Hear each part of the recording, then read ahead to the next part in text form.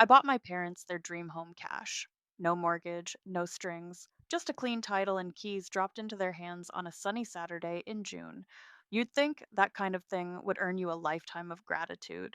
Turns out, it just made me the perfect mark. My name's Vivian, 33. I work in tech consulting, long hours, high stress, bigger paychecks. I don't wear designer anything, and I've never been on a yacht. But I know how to make money. And more importantly, I know how to keep it. Or at least, I thought I did. The day I bought the house, my mom cried so hard she hiccuped between sobs. You did this for us? She asked, clutching my hands. My dad wiped his eyes and said, You're too good to us, baby. Lance, my older brother, leaned against the kitchen island, scrolling through his phone. Nice place, he muttered, barely glancing up. That should have been my first clue. The house was a white brick colonial on a quiet cul de sac in a suburb, just far enough from the city to feel peaceful. I'd spent months hunting for it. It had a wraparound porch, a sunroom, and a backyard big enough for Dad's barbecue dreams.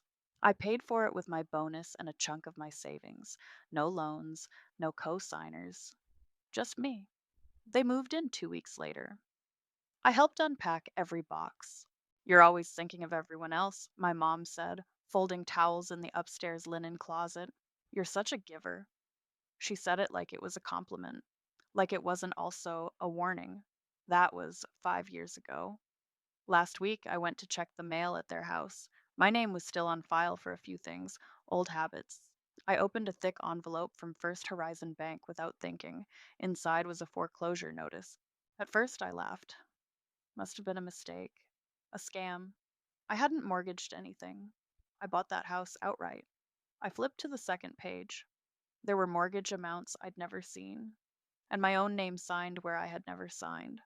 The air left my lungs like a punch to the ribs. I stood in their driveway, the envelope trembling in my hands. The sun was too bright, the birds too loud. I walked back to my car, shut the door, and locked it, like I needed to feel safe from something, from someone. I stared at the signature again. It was mine, or close enough. The loop on the V was too tight. The tail on the E was wrong. But it was good, scarily good. I drove straight to the county records office. The clerk behind the glass partition was chewing gum and tapping her nails on the desk as she pulled up the property file. Looks like the mortgage was filed 2 years ago, she said. You're listed as the primary borrower. No, I'm not, I said. I never signed anything. She tilted her head, unimpressed. Well, someone did. It's notarized. Want a copy?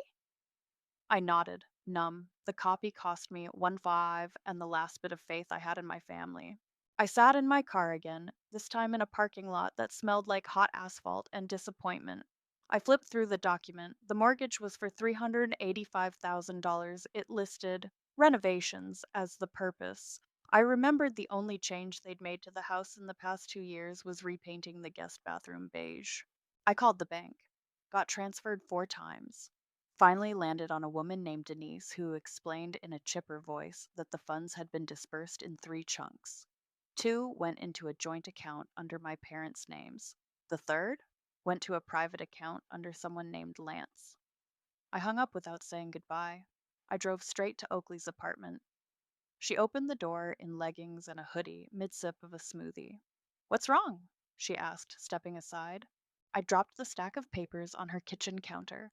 She scanned them, her face shifting from confusion to rage. They forged your signature? She asked. Looks like it. And the money went to Lance. She slammed her smoothie down. I'm gonna kill him. I almost smiled. Get in line. We spent the next few hours digging. Oakley was always better at digital sleuthing than me. She found a property under Lance's name, a luxury loft in the city. Rent $4,600 a month. He worked in finance, but everyone knew he was more flash than function. Viv? Oakley said, her voice low. He used your house as collateral. I stared at the screen. There was a photo of him on a rooftop holding a champagne flute, captioned, Work hard, play harder. They betrayed me, I whispered. All of them. Oakley looked at me. What are you going to do? I didn't answer. Not yet. The woman at the records desk tapped the screen twice and squinted. Yep, notarized in person. 2 years ago, April 16th. I wasn't even in the country, I said. flat. Then someone lied, she replied, sliding the printed document across the counter. The signature stared up at me, bold and confident, my name written in someone else's hand. I walked out of the building with the papers pressed to my chest like they might explode. The wind hit my face hard, but it didn't cool the heat crawling up my neck. Oakley answered on the first ring. Meet me at my place, I said. She didn't ask questions. That's why she's my best friend. By the time I got there, she had her laptop open and coffee waiting. Start from the top, she said, pulling her hair into a bun. I dropped the forged mortgage doc in front of her. They forged my signature, took out a mortgage on the house I bought them 2 years ago. I was in Singapore. Oakley scanned the page. Renovations? I snorted. They painted the bathroom beige and bought a new toaster. She clicked through a few tabs. Let's follow the money. An hour later, we had the transaction trail. The mortgage funds were split, two deposits into my parents' joint account, one into a personal account under Lance's name. Oakley pulled up his bank details like she was ordering takeout. God, he's sloppy, she muttered. Look at this. He wired 10 grand to a car dealership, then 5 to some interior designer. Look at this one, $3,200 to a place called Vino and Velvet. I leaned over. That's a wine bar. Of course it is. She kept scrolling. Here's the kicker. He used the house as collateral for a personal loan last year. He's leveraged the equity twice. I sat back, stunned. They let him. They let him do this. Oakley looked up. You think your parents didn't know? I don't know what to think anymore. She closed the laptop. We need to talk to someone who does. Haley opened the door wearing oversized sunglasses and a silk robe.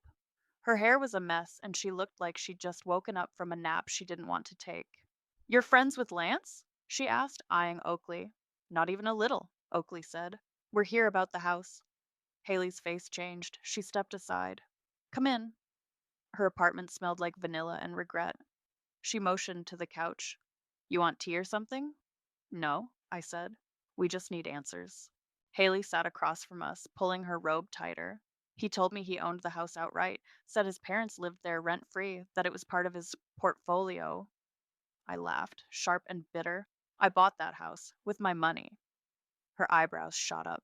Wait, seriously? Oakley nodded. They forged her signature, took out a mortgage, used the equity to fund his lifestyle. Haley blinked. Jesus. Did you know he was behind on rent? Oakley asked. Haley looked away. Yeah, he kept saying he was waiting on a bonus. Then he said a client stiffed him. Then he said he was liquidating assets. She laughed, short and humorless. He meant your house, didn't he? I didn't answer. Haley leaned forward. He's drowning.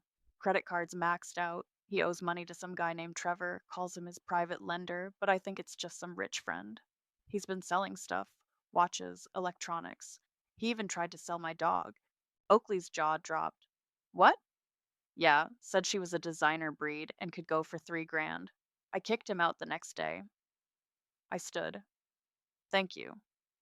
Haley followed us to the door. He's not going to stop. He thinks he's untouchable, that your parents will always bail him out. I turned to her. Not this time. The office smelled like old carpet and fresh ink.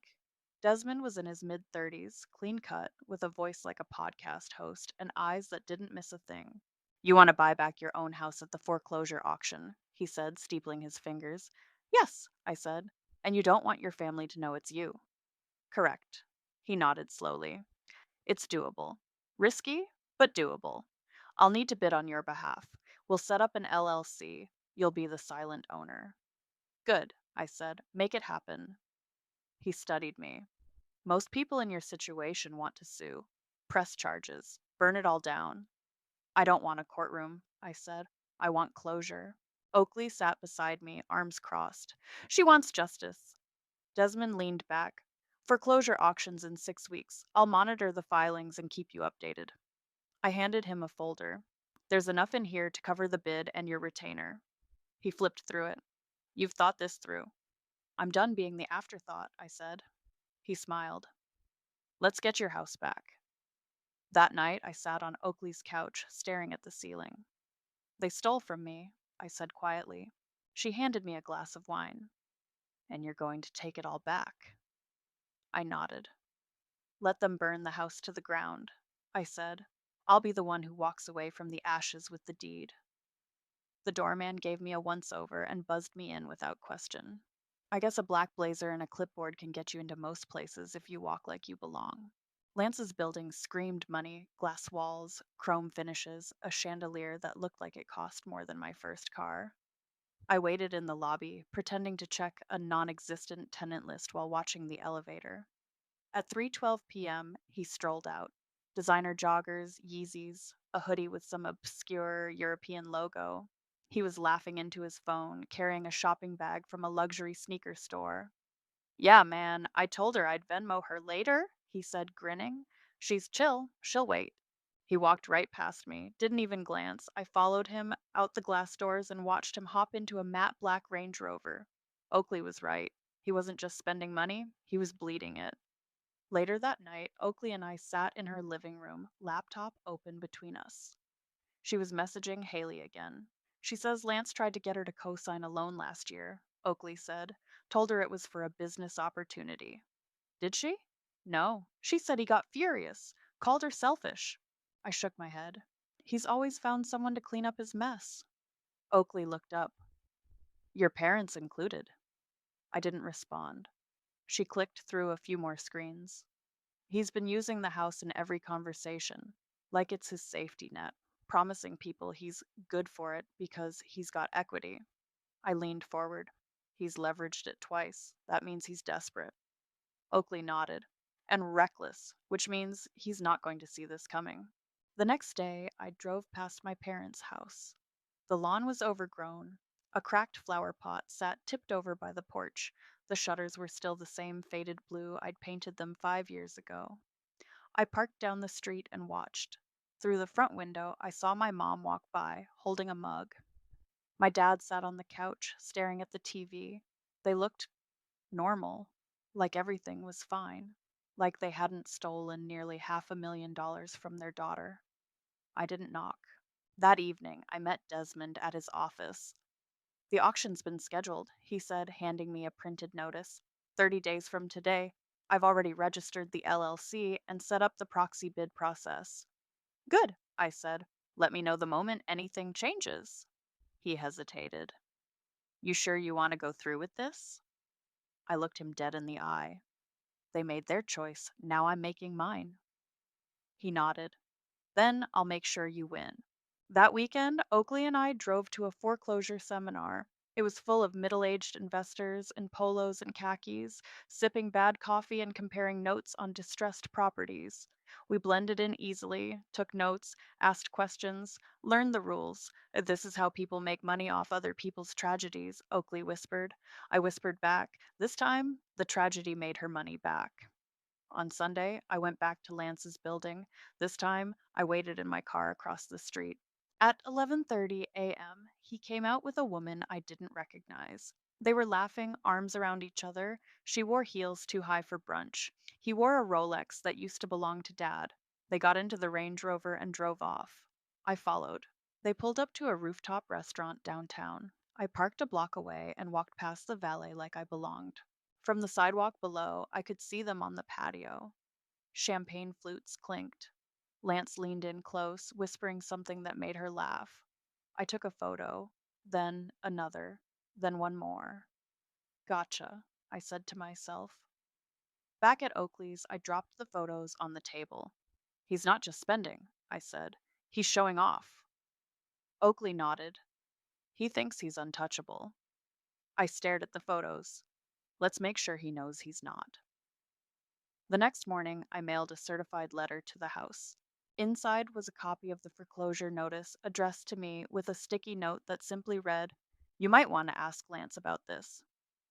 I didn't sign it. 3 days later, my phone rang. Vivienne? My mom's voice was tight. Yes? We got a strange letter about the house. It says. She paused. It says there's a foreclosure? I saw that, I said calmly. You. What? I got the same notice. Silence. Why didn't you say anything? She asked, voice rising. I figured you and Dad had it under control. She sputtered. We didn't take out a mortgage, Vivian. That's someone must have forged my signature, I said.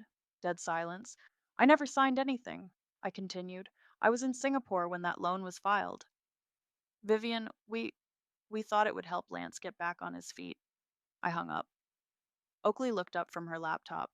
You okay? No, I said, but I'm getting there. She handed me a glass of wine. To karma. I clinked it. To consequences. The auction was held in a beige government building that smelled like printer ink and stale coffee. The room was packed with real estate investors in loafers and Bluetooth earpieces. I wore a tailored black suit, hair slicked back, no makeup. I looked like someone who knew what she was doing. Desmond stood beside me, calm and collected in a navy blazer. He carried the bidding paddle. I carried nothing but silence.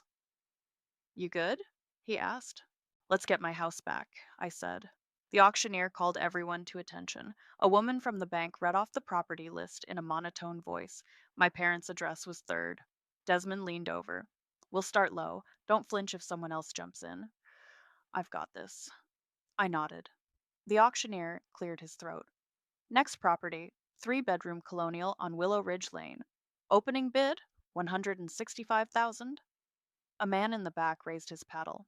165. Desmond raised ours. 170. Another man, gray suit, gold ring, jumped in. 175. Desmond didn't blink. 180. Gold ring guy smirked. 190. Desmond leaned toward me. He's trying to scare us off. Don't let him, I said. Desmond raised the bid. 200. The room quieted. A few heads turned. Gold ring guy hesitated. 210, he said. Desmond raised again. 220. Gold ring guy looked annoyed. 230. Desmond waited half a beat. 240. 250. Gold ring snapped. Desmond looked at me. I gave a slight nod. 260? He said calmly. Gold ring guy cursed under his breath. Going once, the auctioneer called. Gold ring didn't move. Going twice. Silence. Sold for 260,000. Desmond lowered the paddle. I exhaled for the first time in 10 minutes. He turned to me. It's yours. We signed the paperwork in a side office. The clerk stamped each page without looking up. Congratulations, she said flatly. You now own 418 Willow Ridge Lane. Desmond handed me the final copy of the deed. All legal, all clean. Title will transfer in 7 days. I stared at the paper. My name, my LLC, my house. Thank you, I said. He packed up the folder. You want me to handle the eviction filing? No, I said. I'll handle that part. Outside, the sky was overcast, but I didn't care. Desmond walked me to my car. You sure you don't want to let them know what's coming? They'll find out soon enough. He raised an eyebrow. You're playing this cold. I met his eyes. They played me colder. He nodded. Fair enough. That night, Oakley and I sat on our couch, wine glasses in hand. It's done, I said. She grinned. You bought your own house back from the people who stole it from you. That's poetic. They don't even know they're already evicted. Oakley raised her glass. To power moves. I clinked mine against hers. To silent storms. The next morning, I drove by the house. My mom was watering the front bushes. My dad sat on the porch, flipping through a newspaper. Lance's Range Rover was parked in the driveway. I parked 2 streets over and watched through tinted windows. They looked settled, comfortable, like they hadn't done anything wrong. I pulled out my phone and texted Desmond. Me. Title transfer confirmed? Desmond. Just came through. You're officially the owner. I smiled. Me. Time to file the eviction. 2 days later, I walked into the county clerk's office and handed over the paperwork. The woman behind the glass scanned it. You're evicting your tenants? Yes, I said. She stamped the form. They'll be served within 7 days. That weekend, I got a call from my mom. Hi, sweetheart, she said, too cheerful. We were thinking of having a little barbecue next weekend. You should come by. Maybe, I said. We haven't seen you in a while, she continued. Lance has been asking about you. I've been busy, I said. Well, we miss you. You know this house feels like home because of you. I smiled to myself. I know. She laughed. You always were the generous one. Yeah, I said. That's changing. Oakley helped me prepare a folder. Inside, the deed, the foreclosure documents, the eviction notice, and a printout of the forged mortgage application. I slid it into a sleek black envelope and sealed it shut. I'm hand delivering this one, I said. Oakley looked at me. You sure you're ready? I nodded. They think I'm coming to save them. She smiled. They have no idea you're the fire. The eviction was scheduled for the following Thursday. Rachel, the officer in charge, called me the day before. I'll meet you at the property at 9 a.m. sharp, she said. I'll be there, I replied. I hung up and stared at the envelope on my kitchen table. Tomorrow, they'd know. Tomorrow, the lie would end, and I'd be the one holding the truth. I answered the phone on the second ring, keeping my voice light. Hey, Mom. Oh, Vivian. Hi. Her tone was syrupy sweet. Just checking in. You've been so quiet lately. Busy with work, I said, walking through my apartment, envelope in hand. You know how it is. We miss you, she said. Lance was saying we should all have dinner soon. Maybe grill out back. Like old times. Sounds nice, I said, opening a drawer and sliding the envelope inside. Let me know when. She chuckled. I'll have your father set up the patio lights.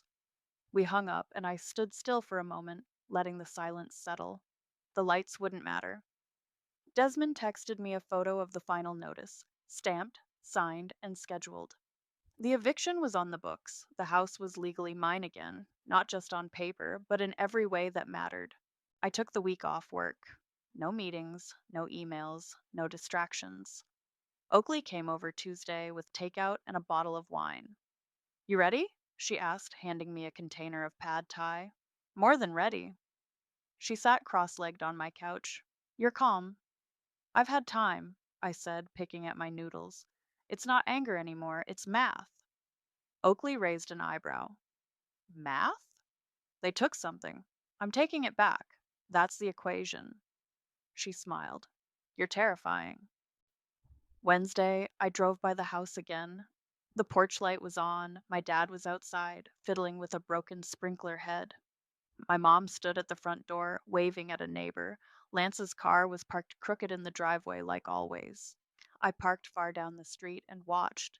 They looked settled, comfortable, like the storm wasn't already on the horizon. I took a photo from my car. Then I drove to the hardware store and bought a new lock set. That night, I laid everything out on my kitchen table: the deed, the foreclosure documents, the eviction notice, the forged mortgage application, my ID, the black envelope. I slid everything into a leather folder and zipped it shut. One last look, one last breath. Thursday morning, I dressed in black jeans, a gray blouse, and low boots. Simple, clean, unmistakably me. I pulled up to the house at 8:58 a.m. Rachel, the eviction officer, was already there, leaning against her car, clipboard in hand. She glanced at me as I walked up. Vivian? I nodded. That's me. She looked down at her papers. You're the owner of record? Yes. She raised an eyebrow. You're evicting your own family? They evicted me first, I said. Rachel didn't ask more questions. She just nodded. Let's get this done. We walked up the driveway together. The front door opened before we knocked. My mom stood there in a floral robe, mascara already on. Vivian? She said, surprised. What are you? Rachel stepped forward. Good morning. We're here to serve an official eviction notice. This property has been repossessed following foreclosure and auction. My mom blinked. What? Rachel handed her the notice. Wait, what is this? She said, scanning the page. Eviction? There must be a mistake. This is our house. No, I said, stepping forward. It's mine. My dad appeared behind her, holding a coffee mug. Viv, what's going on? Rachel turned to me. Do you want to speak to them privately? I can wait outside. No, I said. They can hear it together. My mom looked up from the paper, her face pale. You bought it back? I did. But why would you? You forged my name, I said. You let Lance mortgage the house I bought you. You lied to the bank. You lied to me. My dad looked down. My mom's mouth opened, but no words came out. Lance stumbled down the stairs in sweatpants, rubbing his eyes. What the hell is going on? Rachel turned. You need to vacate the premises today. Legally, you have 72 hours, but the locks will be changed by noon. Lance scoffed. This is a joke. No, I said, holding out the folder. This is the paperwork. Everything's in here: deed, notices, forgery evidence. My mom took the folder with shaking hands. You're evicting us? She whispered. You're our daughter, she said, voice cracking. You should have remembered that before you made me your signature. Lance stepped forward, puffing up. You can't do this. I'll get a lawyer. Rachel raised a hand. Sir, you'll need to exit the property if you're not going to cooperate. He looked at me, furious. You're really doing this? You already did it, I said. I'm just finishing what you started. My dad finally spoke. Vivian, we didn't mean for it to go this far. You didn't mean for me to find out, I corrected. He looked away. Rachel cleared her throat. You have until noon to gather your belongings. After that, you'll need to schedule a supervised pickup. My mom sat down on the bottom step, folder in her lap, staring at nothing. Lance stormed upstairs, muttering curses. I turned to Rachel. I'll wait outside. She nodded. I'll handle the rest. I stood on the sidewalk, arms crossed, watching the clouds roll in. Oakley pulled up 10 minutes later. She got out, took one look at me, and said, How'd it go? They know, I said. She handed me a coffee. How do you feel? I took a sip. Clean. At 12:03 p.m., Rachel stepped out and gave me a nod. They're out. Lock's changed. You're good to go. I walked up the front steps, past the potted plant I bought my mom 2 birthdays ago. The house was quiet, echoes of a life I thought I was building for all of us.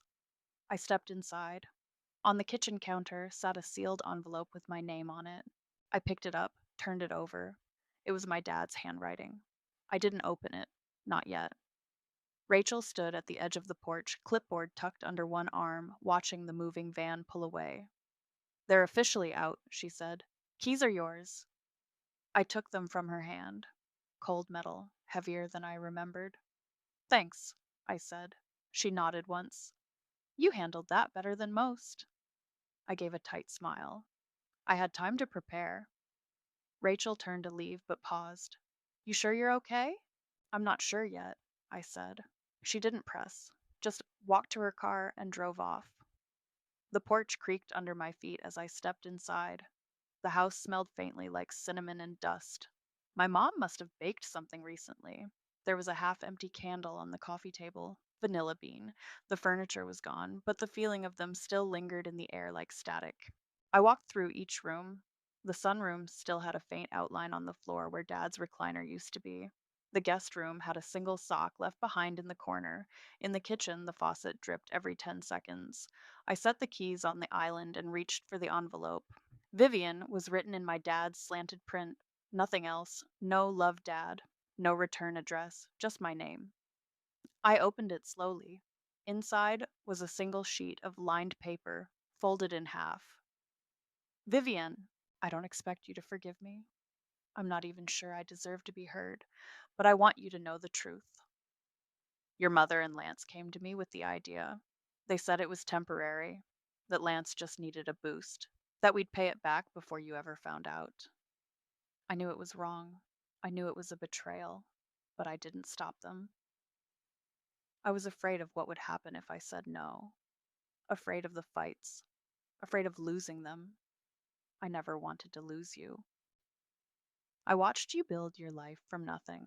I watched you work late, miss holidays, skip vacations, and then you gave us everything. And we gave you nothing back but lies. I'm sorry. Not as your father, just as a man who failed you. Don't come looking for us. We don't deserve it. Dad. I folded the letter and set it down. A beat passed, then another, and then I took the letter, walked to the fireplace, and lit a match. The paper curled, blackened, and disappeared into ash. Later that afternoon, Oakley showed up with a bottle of Prosecco and a pizza. Housewarming, she said, holding them up. I opened the door wider. You're the first guest. She stepped inside and looked around. Weird seeing it empty. Feels bigger without the guilt, I said. She handed me the bottle. You gonna keep it? For now, I said. I need to decide what it is without them in it. We sat on the floor in the living room, plates balanced on our knees. Oakley looked around. You did it. I did. You burned the bridge. I shook my head. They burned it. I just lit the lantern so they could see what they'd done. She raised her glass. To lighting lanterns. I clinked mine against hers. To finally being done. That night I slept in the guest room. The master still felt too full of ghosts. I lay in bed listening to the quiet. No footsteps, no TV murmuring from downstairs, no voices arguing in the kitchen. Just me, just peace. And for the first time in years, I didn't feel like I owed anyone anything. The moving van turned the corner at the end of the street, slow and sputtering. I stood at the window, arms crossed, watching it shrink into the distance. Inside the van, my parents, Lance, and whatever pieces of their lives they could fit into a rental.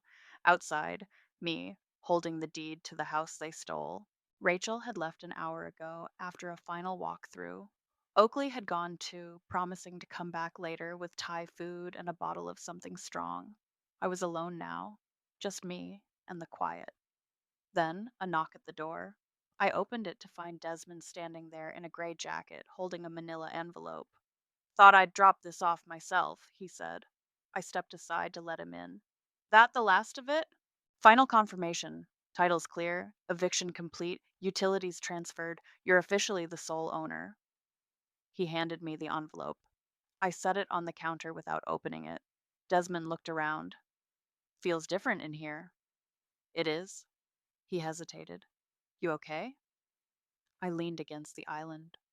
They didn't fight it. No? No yelling. No begging. Just left. Desmond nodded. Sometimes people know when the fight's already over. I looked at him. Lance tried to threaten legal action. Said he'd sue me for emotional distress. Desmond chuckled. He'd lose. I know. He put his hands in his pockets. You did something most people couldn't. You didn't just take your power back. You did it clean. Clean feels strange. It always does at first. He gave me a small smile, then headed for the door. Call me if you need anything. I will. I shut the door behind him and turned back to the kitchen. And there it was again, the envelope my dad left. Still unopened, still sitting on the counter like it had weight. I picked it up, opened it, read it again. I don't expect you to forgive me. I dropped it in the trash. That evening, I sat on the back steps. The sun was low, casting long shadows across the yard. The grass was patchy, the garden beds were overgrown. But it was mine. Oakley showed up right on time, 2 bags in hand. Patsy, you and spring rolls, she said, kicking off her shoes. You're a saint. She sat beside me, legs stretched out. How's it feel? Still sinking in. She handed me a container. You know, most people would have screamed, cursed, maybe even thrown a brick through a window. I thought about it. I bet. We ate in silence for a minute. Then she asked, Did your mom say anything? I nodded. She said, You're our daughter. Like that was supposed to undo everything. Oakley snorted. Classic. She looked shocked, like she couldn't believe I'd actually go through with it. Because they thought you wouldn't. Because I never had before. Oakley leaned back on her elbows. You gave them everything, and they thought that meant they were entitled to more. I was the backup plan. No, she said. You were the plan, the safety net, the ATM, the one who never said no. I looked out at the yard. Not anymore. Oakley raised her drink. To boundaries. I clinked mine against hers. To consequences. The next morning, I got a text from an unknown number. Lance. Hope you're happy. You broke mom. I stared at it for a second, then deleted it. No reply, no reaction. Just gone. Later that day, I got a call from Haley. I heard what happened, she said. Word travels fast. He's crashing on someone's couch. Some guy from his old firm says you blindsided him. I didn't blindside him. I gave him a mirror. She laughed. He's not going to recover from this one quickly. Not my problem. Good, she said. I just wanted to say I'm proud of you. He needed to be knocked off that pedestal a long time ago. Thanks. And if he tries to come back around, I'll let you know. Appreciate it. We hung up. I stood in the hallway for a long moment, then walked into the master bedroom. It was still empty, just bare walls and sunlight.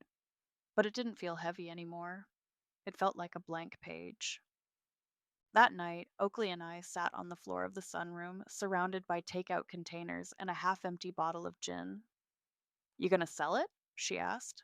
Maybe. You gonna keep it and turn it into a rental? Maybe. She grinned. You're allowed to not know. I nodded. I just know I don't want to live in a house built on guilt. Oakley raised her glass. Then tear it down and build something better. I looked around. That's the plan. Before bed, I checked the mailbox. Inside was a single envelope with no return address. I opened it. Inside, a photo of me, my parents, and Lance. Christmas, 4 years ago. We were standing in front of the tree in this very house. I was holding the camera remote. No one else was looking at me. On the back, in my mom's handwriting, we did love you, just not well. I slid the photo into a drawer. Then I locked the door, turned off the lights, and went to bed, alone, at peace, and finally, free. The doorbell rang at 6:42 p.m. I was barefoot, folding laundry on the couch, the house still echoing in places where furniture hadn't returned. I wiped my hands on my jeans and opened the door. Oakley stood there with a flat cardboard box and a mischievous smile. What's that? I asked. Closure, she said, walking past me into the house. She set the box on the kitchen island and opened it. Two small paint cans, brushes, and a roll of painter's tape. I raised an eyebrow. We're painting? You said you hated the blue shutters. Let's start with that. I laughed. You're serious. Dead serious, she said, already peeling the tape off the roll. It's your house now. Time to make it look like it. We painted for hours. The front porch turned into a mess of drop cloths and open cans. The old blue was stubborn, but the new charcoal gray looked sharp, clean, modern, unapologetic. Neighbors walked by, curious. A few waved. New owner? One older woman asked. Oakley answered before I could. She's reclaiming it. The woman smiled. Good for her. Later, we sat on the porch steps, paint on our arms, brushes drying in a bucket. Oakley took a sip of her drink. So what now? I keep going, I said. She nodded. You gonna talk to them again? I shook my head. There's nothing left to say. She leaned back against the railing. You know, I was thinking about that letter. The one your dad left. What about it? He said he didn't want forgiveness, just to tell the truth. I looked out at the quiet street. He finally did the right thing. A little too late. Oakley was quiet for a moment. That's the thing about people like them. They think love is enough to excuse everything else. I nodded. Love without respect isn't love. It's leverage. She raised her drink. To leverage lost. I clinked my glass against hers. To leverage burned. The next morning, I opened the front door and stepped into the yard barefoot, coffee mug in hand. The shutters gleamed in the early sun. The porch looked fresh. The house didn't feel like theirs anymore. I walked to the mailbox. Just bills and a flyer for a local church. As I turned to go back inside, I spotted something on the porch swing, an envelope. No stamp, no return address. Just my name. I opened it slowly. Inside was a check, made out to me. $4,000, signed by Lance. No note, just the check. I stared at it for a long moment, then walked it straight to the shredder. Later that day, I met Oakley at a small cafe near the park. She was already seated, laptop open, coffee half gone. You look lighter, she said. I am. She smiled. You ready to talk business? I sat down across from her. Let's do it.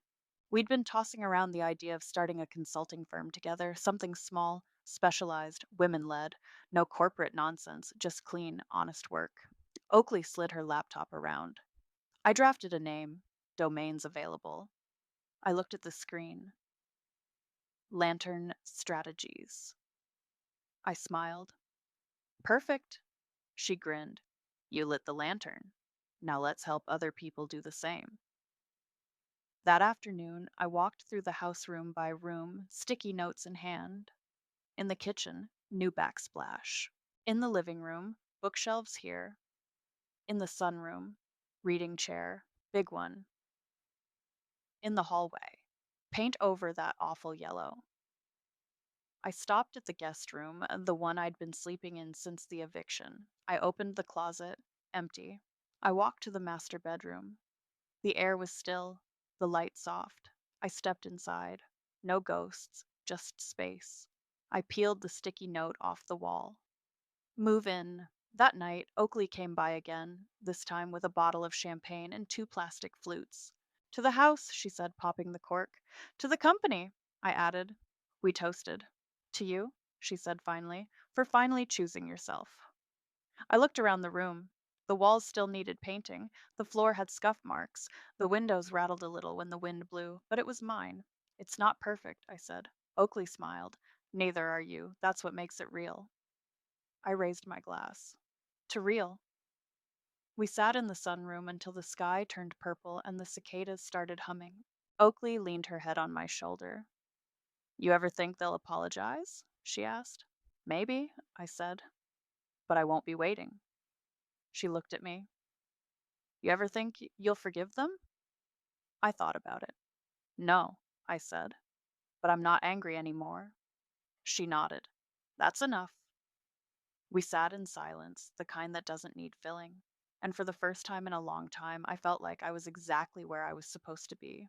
Not fixing, not giving, just being. They burned the bridge, not me. I just lit the lantern that let them see what they'd done.